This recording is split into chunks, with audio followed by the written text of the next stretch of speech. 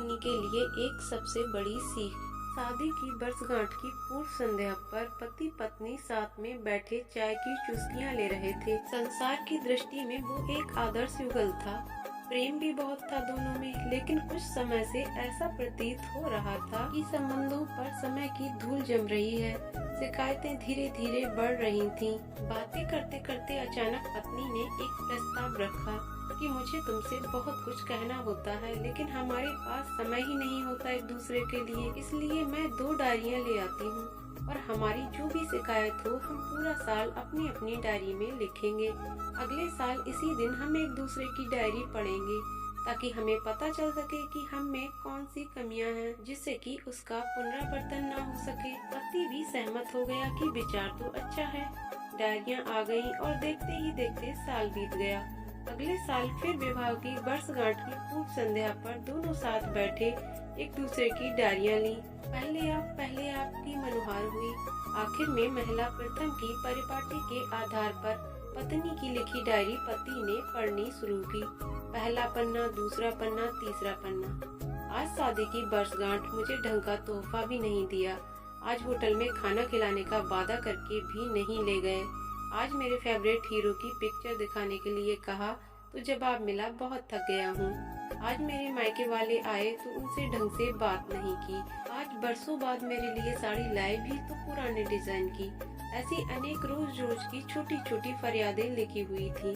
पढ़कर पति की आंखों में आंसू आ गए। पूरा पढ़कर पति ने कहा कि मुझे पता ही नहीं था मेरी गलतियों का। मैं ध्यान रखूंगा कि आगे से इनकी पुनरावृत्ति ना हो। अब पत्नी ने पति की डायरी खोली।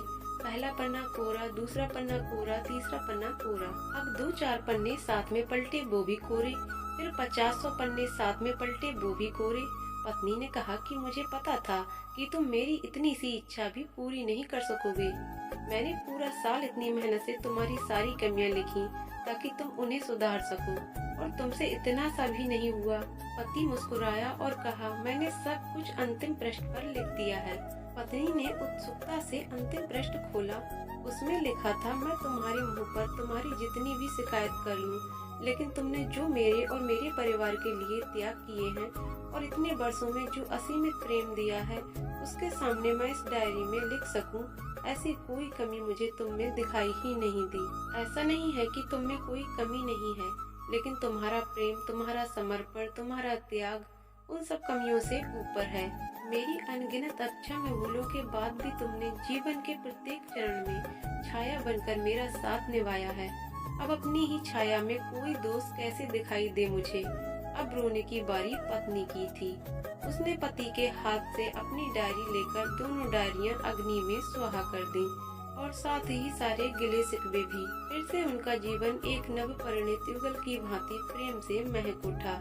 जब जवानी का सूर्य अस्ताचल की ओर प्रयाण शुरू कर दे, तब हम एक दूसरे की कमियां या गलतियां ढूंढने की बजाय अगर ये याद करें कि हमारे साथी ने हमारे लिए कितना त्याग किया है, उसने हमें कितना प्रेम दिया है, कैसे पग पग पर हमारा साथ दिया है, तो निश्चित ही जीवन में प्रेम फिर से पल्लवित हो जाएगा। दोस्तों, आपको कहानी कैसी लगी कमेंट करके जरूर बताइएगा। कहानी पसंद आई हो तो वीडियो को लाइक शेयर करें और चैनल को सब्सक्राइब करें। वीडियो को पूरा देखने के लिए बहुत बहुत धन्यवाद दोस्तों।